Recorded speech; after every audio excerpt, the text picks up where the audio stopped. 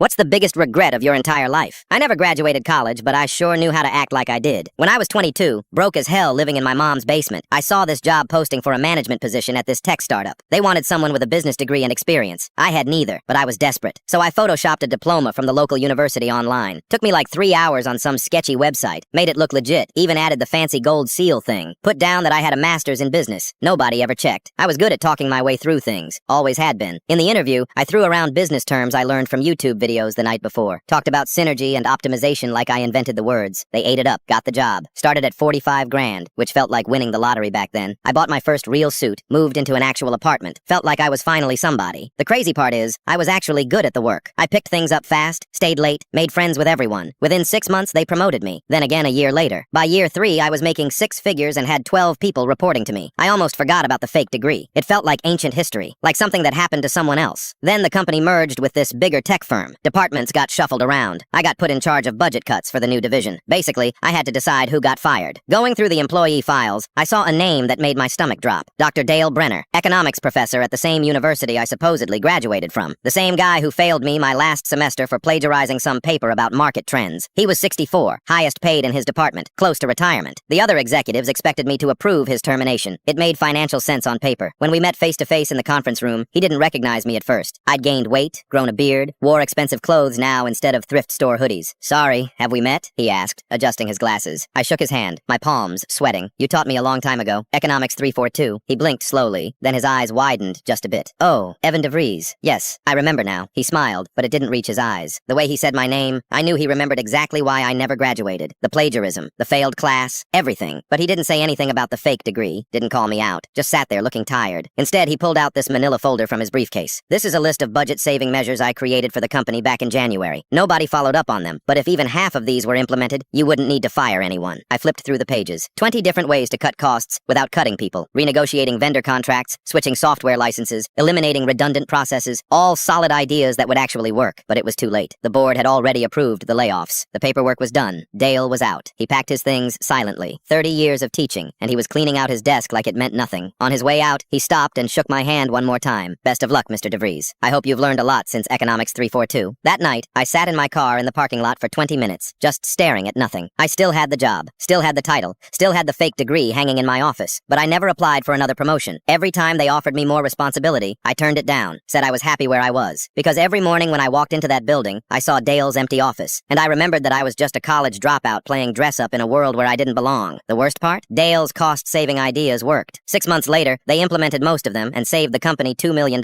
Money that could have kept his job and 10 others.